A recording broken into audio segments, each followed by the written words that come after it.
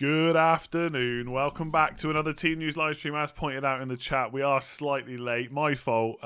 Even put in a later time, we still ended up starting late. But there is some massive news this or today. Obviously, with all the injuries we've had over the last few days that we're going to talk about. So we wanted to make sure we had all the info right, and I'm sure Neale is ready to go, aren't you, for all this talk?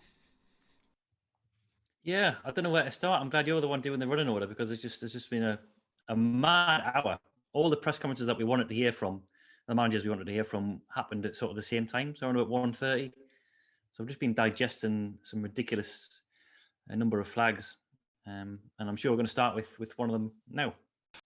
Yeah. Yeah, I sometimes usually I do the order with like the big teams because usually that's where you got players from. But I've obviously reordered it into everything that we've got injury-wise. So let's just start with Man City. Obviously, we're going to talk about all these anyway, but we'll start with Man City, who we usually start with anyway.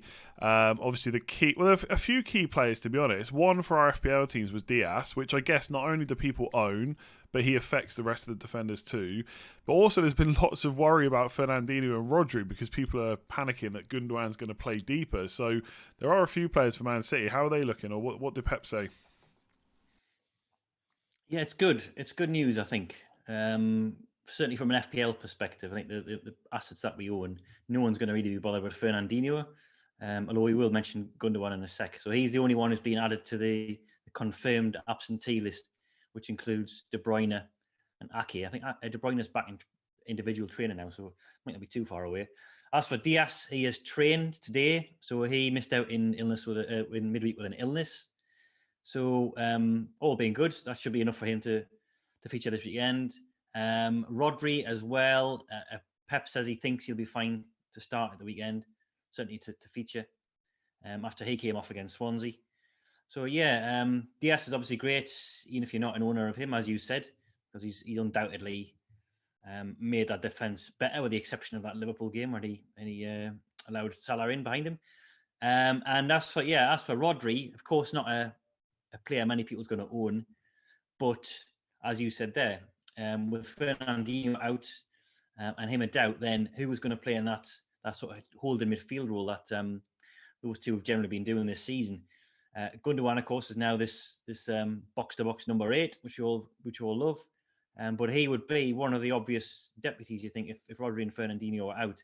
There's other possibilities. I mean, Zinchenko plays there, I think, for his national team. I think he plays sort of centre midfield. Cancelo sort of pushed into midfield when he's part of that sort of Bielsa system, 3-3-1-3. Not really as sort of more like right-sided. So, Gundogan would be the one who you'd think would drop in if there was in a mix. Going off Guardiola's comments, those sound like Rodri's going to be fine. He says he thinks he's going to be all right. So, hopefully that'll unleash Gundogan to be the penalty box prowler that we were all thinking about. Yeah, definitely. I'm thinking the same with Gundogan. I think now that Rodri is probably going to play, I'm quite happy about that. And I feel like he will want to do that with Spurs and Everton. And like you said, Diaz probably straight back in. I saw a ridiculous stat that like Diaz has only missed like 3 games or something in the last 40 odd. Where he hasn't been suspended or whatever. So yeah, I'm sure he's straight back in. So that's good news. Let's come on to some more bad news. I think everything else is pretty much, well, no, there's some good news, but bad news. So Everton and Calvert-Lewin, obviously he came off with what Duncan Ferguson said was a tweaked hamstring on Wednesday. I think he's going to miss at least one of the games. We think he's going to be back for the second. Yeah, really annoying if you own him because it's the first game that you want. I mean, you'd probably take, even if you knew he was down one of these double game week fixtures, I think a home match against Fulham, as defensively sound as they have been, you'd still be playing him, given the fixtures elsewhere. But unfortunately, it's the Fulham match he's going to miss. And it sounds like he'll be back for the Man City game next Wednesday. Same with Pickford. Good news in a sense in that they don't think it's any serious damage. I think they got him off in time just before it became anything more serious. So Ancelotti was talking to him in terms of definitely being fit for Man City. So that is good. I mean, I'm thinking of holding him because Everton, we think, have got more doubles down the line. Obviously, they progressed in the FA Cup, so they'll have a blank game week 29. And I think they've got another outstanding fixture as well on top of that. So there will be a I think at least one, possibly two more game week. Yeah, they've double game weeks for got. Everton. I've just put it out there. So they've got West Brom away and Aston Villa away, all ready to be rearranged. And then, they've actually taken it out of Game Week 29 now. So they are the two fixtures, Villa away and West Brom away. So yeah, it's quite likely. It's just obviously, if you've got a wild card, I suppose, if you're going to wild card soon, it might be worth taking him out. Because if he's only going to play City and then it's Liverpool, then probably not worthwhile. True. But like you said, he does have good double game week. Plus, you benched him last week anyway, didn't you? So benching him again wouldn't be the end of the world. Yeah, and I mean he's at a decent sort of price where you can move sideways to other options in the interim if you wanted. You know, obviously Antonio, if you don't own him, and we'll discuss him in a second. Bamford's obviously available at a similar price, and Ings of course has got a double game week coming up next week against Leeds, so you can shift them about if you've got the luxury of doing so. But I've got fires to fight elsewhere, so I think I'll probably hold him. Rest of Everton, by the way, Rodriguez is fit, so I know a few people were thinking about taking a punt on him for this double game week. He's fine. Allen, I think, is going to be fit within the next week. He's back in training anyway. He's over the injury problems, just match fitness now. No word on Digne. I didn't hear anything on Digne. There were discussion his contract. I couldn't believe that. I saw someone complaining about that on Twitter. Like, I'm sat here waiting for Luca Dean info, and they're talking about a bloody contract. So yeah, I mean, to be fair though, you would know better than me, so I'll ask you. No one at any point said he was injured. Right? I mean, I tweeted about it just because he kind of bent over when he went off the pitch, but he could have just been knackered.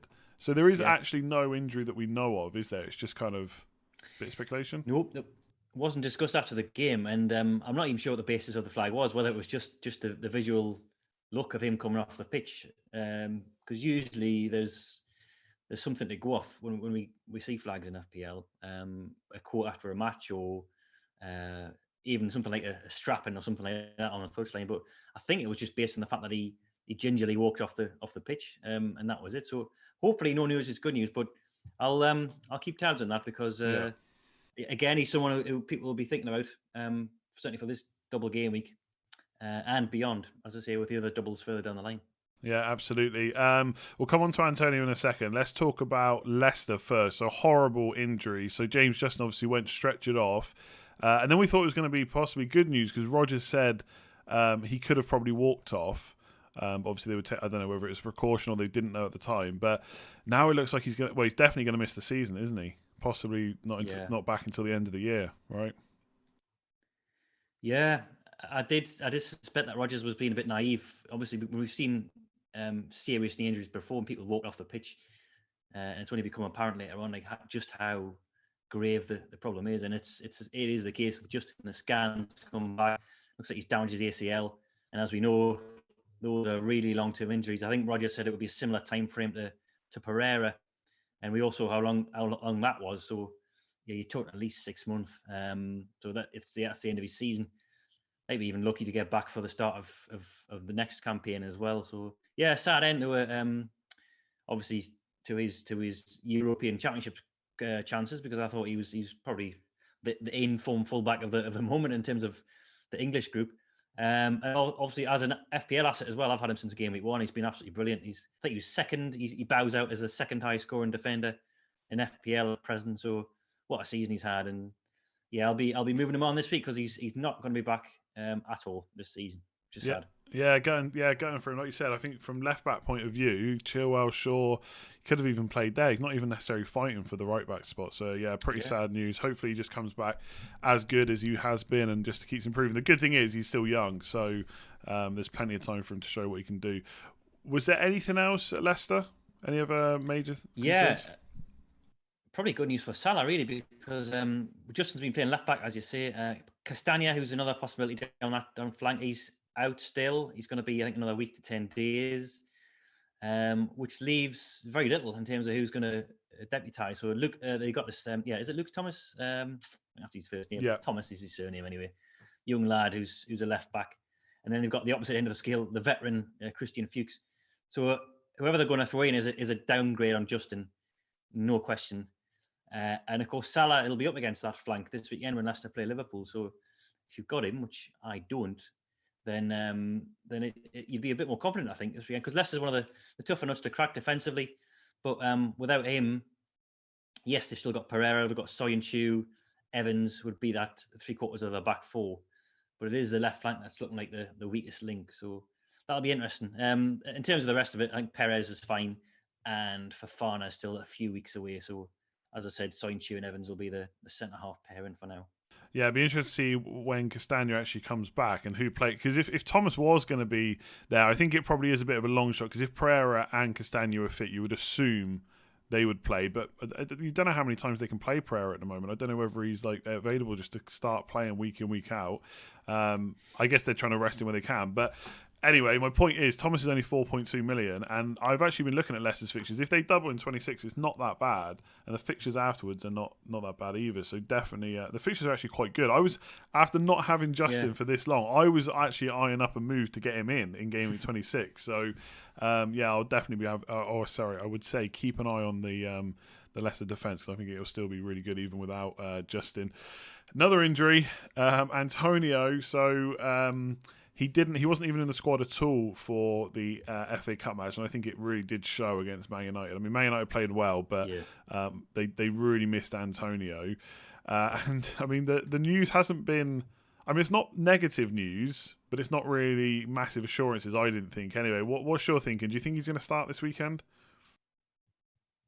It's a classic Moyes line, isn't it? Where we've heard about this before when Antonio's been out and he's just fed us the same line every week that he's close, he's back on the grass. A bit different in this sense because we think it's just muscle fatigue. It did look worrying at the time I was watching the game, and as a non-Antonio owner, watching it through my fingers. But then he did do the old substitute gesture. I saw him do that live, and obviously when that happens, like it's. You think something's popped, something's gone, his hamstring's gone, and invariably is his hamstring with Antonio. So we're going off Moyes' comments that he's been back on the grass this week, and that they're hopeful that he'll be available. I've got more faith now that I've seen a tweet from ex-West Ham employee who's the sort of West Ham in the know. Now he says he didn't say he was going to be 100% fit, but he did say he should be available and put "should" in capital letters and inverted commas. So there is obviously an element of doubt there, and maybe you wouldn't be bringing him in if you don't own him already. If you already do own him, then obviously it's just a case of starting and hoping for the best, because it's probably their last good fixture, I think, before their fixtures sort of turn a bit, and they haven't got a double game week. So unless you're hanging on to West Ham assets for blank game week 29, when we're one of the 6 clubs that have a game, then their appeal's kind of diminished now. But yeah, the usual non-committal answer from Moyes. They do have other injury news, by the way. It's in the defence. Ogbonna is going to be out for a while. He's got an ankle ligament problem. He's going to be in a protective boot for a while. Diop, they're hoping is going to be clear to play by the FA. They say he's fine, head injury, but of course there's concussion protocols and things to pass. Even though they say he didn't have a concussion. I think the only other one was Yarmolenko. So. He would be the deputy for Antonio up top. Now he got taken off in midweek as well with, I think, a knee ligament problem. No update today that I've seen.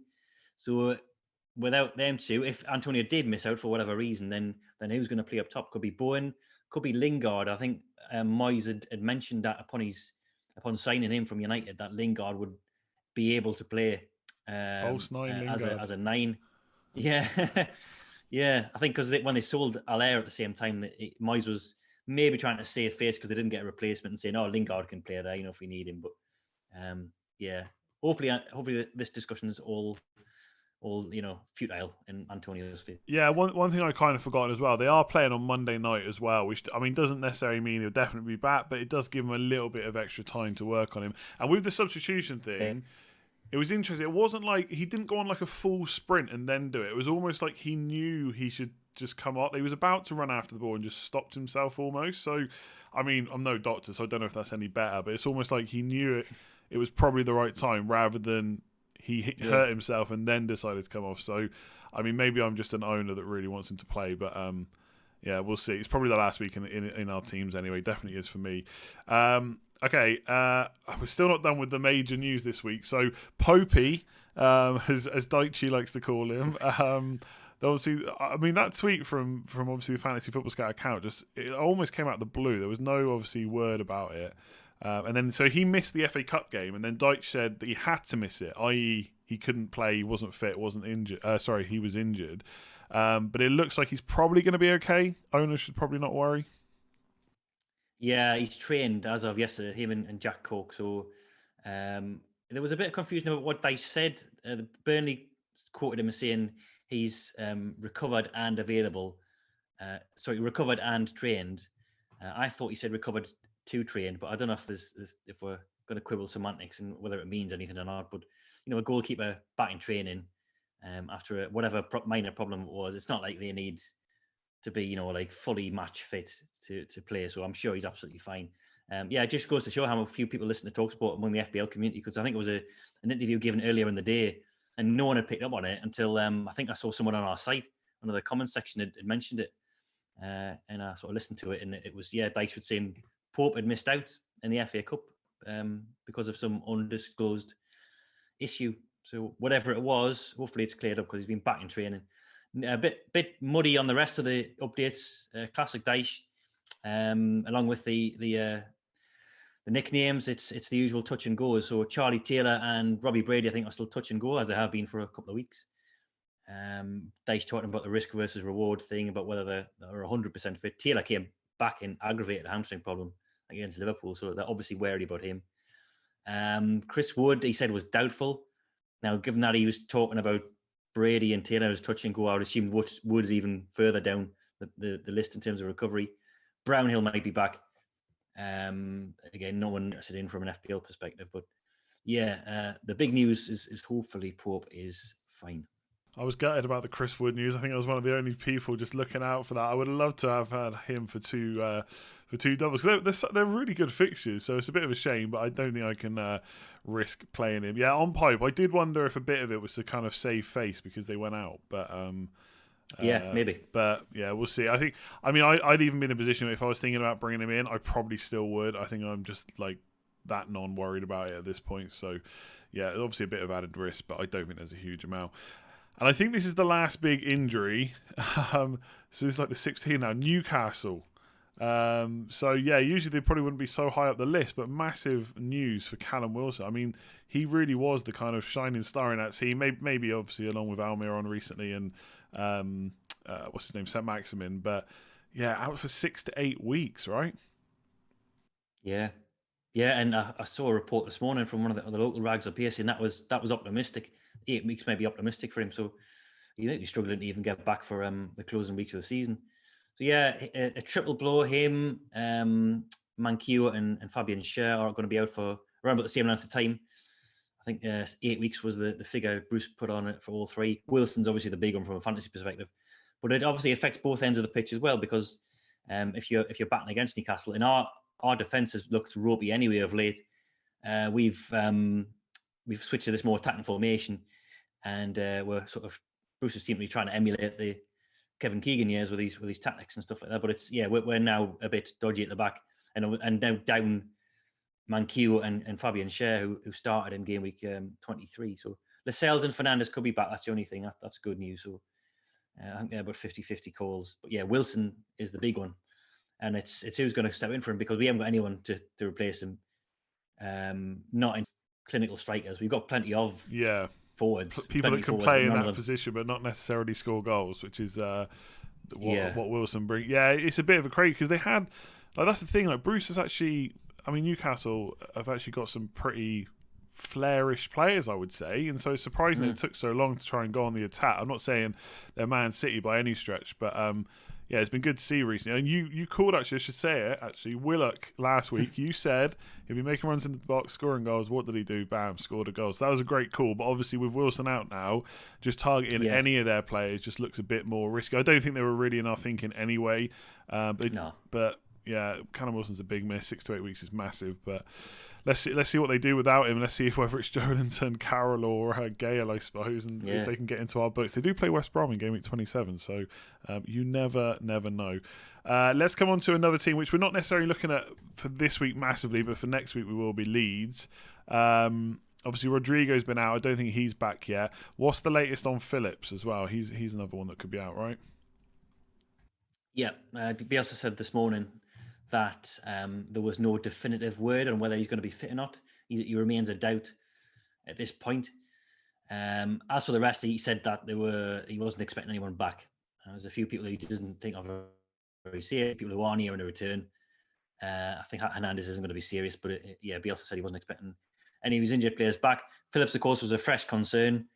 Came off against Palace very late in the day, and while he's not a name many of us will consider at all, he does make Leeds tick. We've seen earlier in the season when he was out that they did sort of suffer as a result. They haven't got anyone really like him. He's not a clogging defensive midfielder, is he? He's kind of this deep-seated ball spraying midfielder with great distribution on top of everything else. So they haven't really got anyone like that to come in from him. We saw Dallas play there at the end of the game. I was reading a few comments from Leeds fans online saying Dallas has never started in that position, I don't think ever, the sort of central defensive midfield position. But he did finish the game there against Palace. And they haven't really got anyone. Shackleton can come in, but he's not a defensive midfielder. Pascal Struijk, is that his name? I should really have mastered. I'm not even going to try. Yeah, Struijk. I think it's like Struijk. I could be wrong. Do some bloody research. Yeah, but he's been playing at centre half. He would be one of the options to play in defensive midfield. So he may be needed alongside Cooper. Klisch could move back there, of course, as well. So yeah, there's not a guarantee that he's going to miss out. But if he does, then that does make Leeds assets slightly less appealing in my eyes. But at least it's not going to be a serious thing, it looks like.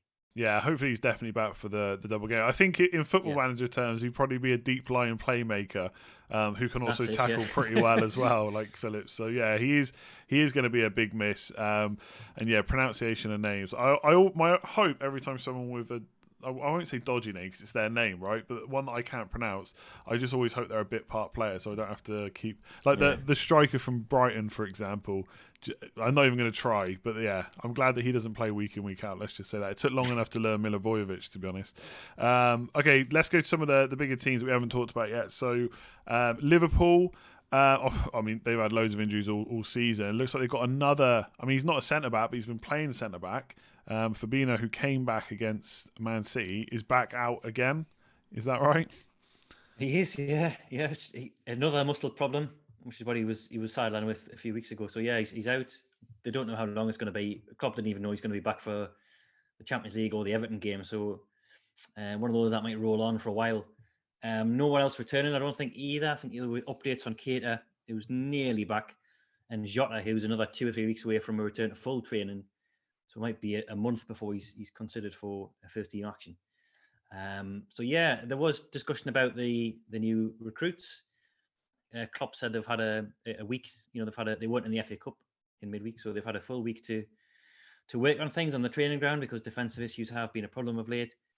And mentioned the fact that Phillips has done very well in there, but of course they've got 2 new recruits now. And Ben Davies didn't even make the bench against City. So I suspect he's further down the pecking order. But they have got, what's his face? Kabak, who's the new Turkish lad who I think might be in line for a start this weekend. If Fabinho is fit, then it might have been Henderson and Fabinho again because it's Leicester and it's Vardy and it's, it's the Premier League nous that you need against him. But I don't know what option they've got. Are they really going to play a clogger like Phillips against Vardy? He's got no pace.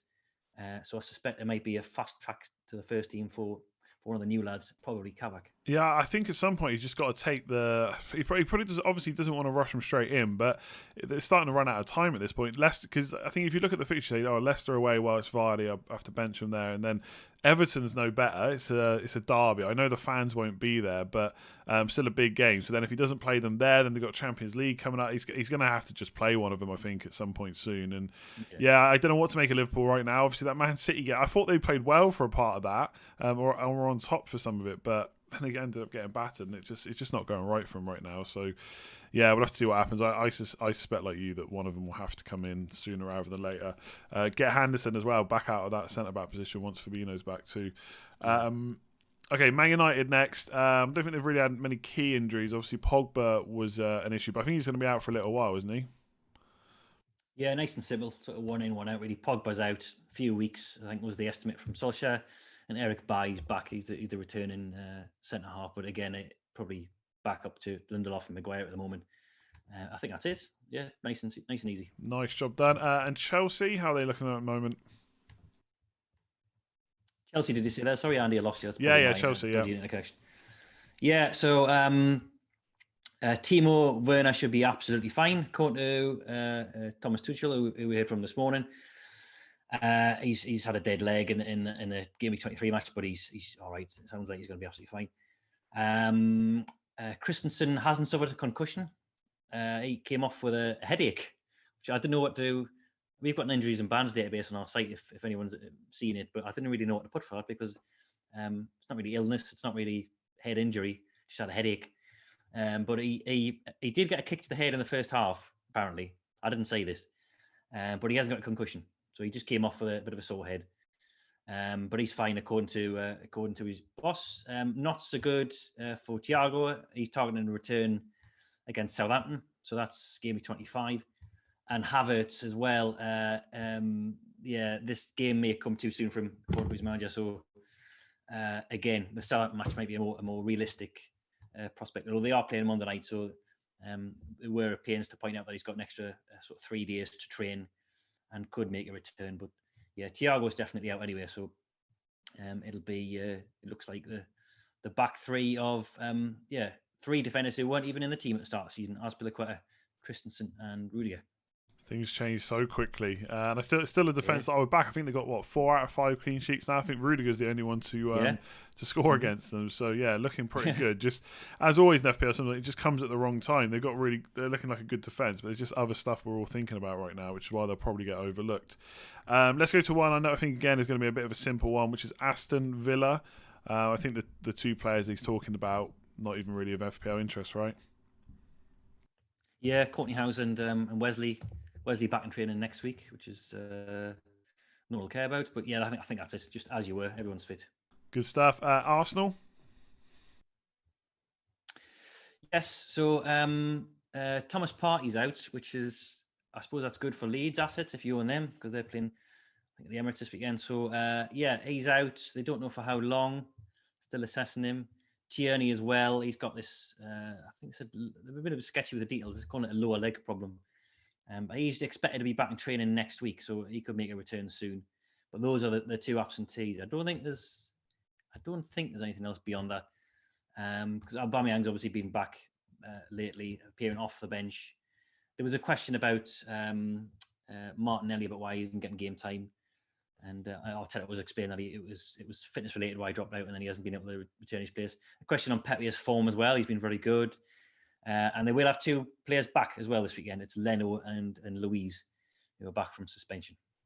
Which may or may not help their defence, depending on which way you look at it. I mean, Leno probably will, but Louise, I'm sure people would debate that for a while. Okay, let's go to Crystal Palace. Again, I don't think there's much new here, is there? No, Hodgson said nothing to report other than Joel Ward being back in the squad, which is no one. Again, who cares? Yeah, fair enough. What about Brighton? It felt like Lamptey was going to be back soon when he first got injured. But it's been a while now. Is he making any chance of getting back into the side soon? They're apparently targeting Palace as a return day. I saw this in the local rags the other day. Now he was mentioned yesterday in the press conference. Potter hadn't mentioned him for a while, but he was talking about him having a setback, about him taking a step back from his recovery when things were looking like he might return. So he's obviously had this hamstring problem. He's been out for ages now. Obviously a Gameweek 29 option if people are free hitting, if you're looking that far ahead. But he could be back in Gameweek 25. It doesn't sound like he's going to be available this weekend, but yeah, Potter was at pains to point out that they need to be careful with him. And they're certainly not missing him from a defensive perspective at the moment because they're in very, very good form at the back.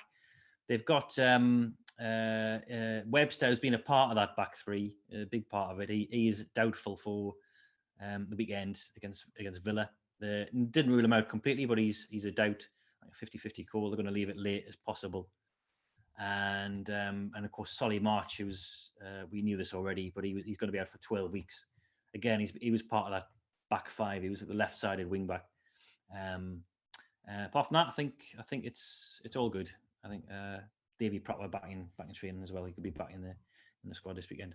Yeah, Newcastle at home in Gameweek 29 with no Wilson, as we've just talked Yep. about. So, yeah, it seems weird seeing it just with 3 fixtures. I don't think it's ever been that low. I know there's lots of talk that Spurs versus Villa could go in that game week, but if it was just those 3, it's going to be a pretty low scoring week. Maybe 3 hitters, triple Brighton defence. Maybe that's your big differential that week, but we'll wait and see. Only a few teams left. Southampton, I don't know if we heard from Hasenhüttl. One of the things that'd be interesting for people, I think, is obviously Game Week 25 coming up. It's not this week, but a lot of people looking at their strikers. Obviously, Ings is pretty much nailed. Do you think Adams is at risk now of playing week in, week out? Because obviously, got Minamino, they got Redmond, I think, was being talked up. What's your thoughts on him? Yeah. I saw some quotes this morning on Hasenhüttl saying he preferred Redmond up top rather than playing as one of the sort of 2 number 10. So, yeah, they've got Walcott to come back as well. He's had a stint up front, but he's a medium-term absentee at the moment. As you said there, Minamino could be up there. Ings is obviously the mainstay of that attack, and Adams himself hasn't been in great shape for a while. So, bit of a risk certainly with a double coming up. Not someone I'd be looking to bring in. Certainly not. Ings would be the obvious one to bring in. A bit of discussion on the goalkeeping situation as well. I know that'll be high on people's question lists in terms of has McCarthy done enough to be dropped? He's obviously shipped 9 at United. Was culpable for that 3rd goal against Newcastle last weekend. But I think Hasenhüttl seems to be pointing to the fact that towards him keeping his players. He was talking about him not needing to reassure him, saying that mistakes happen, that his career trajectory this season has been on an upward curve, but it's not going to go up constantly. There'll be peaks and troughs. And he was talking about Forster as a cup goalkeeper. So all of that, we hope, from a McCarthy owner's perspective, means that McCarthy keeps his players for now. But obviously, there can't be too many more mistakes in him before people will start to ask questions. What I will say about Forster, I think whereas Gunn and McCarthy were kind of maybe on an equal peg in last season, Gunn was seen as the better distributor in terms of possession, McCarthy the better shot stopper, but Forster's distribution is abysmal. I don't know if you remember the Liverpool game he came in for. And it looked like he was panicking and everything. And for a team that builds up from the back, and a team that it requires a lot in terms of pressing and things like that, and playing a high line as they do, then Forster just looked like he didn't belong there. Now he kept a clean sheet against Liverpool, so he can't have done too badly. But he was flattening their crosses. His distribution was poor. Obviously, he kept a clean sheet in midweek against Wolves, so he's improved in that regard. But I think McCarthy's he's all right for now. Based, if we're going off those comments this morning, he seemed to be pointing us in the direction of McCarthy keeping his players. But one and monitor certainly this weekend before you make a decision before that double game week 25. Yeah, not what I wanted to hear. I wanted you to tell me Forster was coming in because that would be a great, nice, cheap option in goalkeepers. But it is what it is. Was there any other kind of injury news from Southampton before we go on to the next one? They've got a lot of people back. So Armstrong came back in midweek. So did Walker Peters as well. So that's essentially now a first choice 11, even if there's still some players missing a reserve. I think it's just Walcott and Diallo who are absent, along with some sort of more fringe players like Obafemi. But yeah, they're getting a lot of players back now. So Vestergaard came back last weekend. Walker Peters in midweek. As I said, Armstrong as well. Minamino, I think he was cup tied, so couldn't play against Wolves. He'll obviously be available this weekend. So they've got a decent core group of players now after the injury wars of recent weeks. Ahead of a big double game week as well. So yeah, it'd be interesting to see how many people flood onto them. Okay, who haven't we done? Fulham, I don't think we've done yet. Scott Parker. Yeah, straightforward. Kearney and Congolo still on the road to recovery, and I think everyone else is fit. Nice. And West Brom? Yeah, I've just seen one line from this. As we mentioned every week, they're hard to pin down these press conferences, but the West Brom ones. Dion Garner's been out for a while with a hamstring problem. He's back in training. This game against United is going to come too soon, so he'll be back after that. But again, I suspect there'll be very, very few people who are bothered about that from an FPL point of view. Good stuff. I think there's 3 teams left, right? So we'll start with... Do we hear from Nuno, Wolves? Well, Nuno was last night, so he was interviewed after the cup game, and I suspect there may be some quotes drip feeding out today. We did see Nori come back in midweek from injury. Johnny was playing as well, so He obviously got taken off at half time, but that was a pre-planned thing. Seiss has been back as well, so they're getting those left-sided defenders back.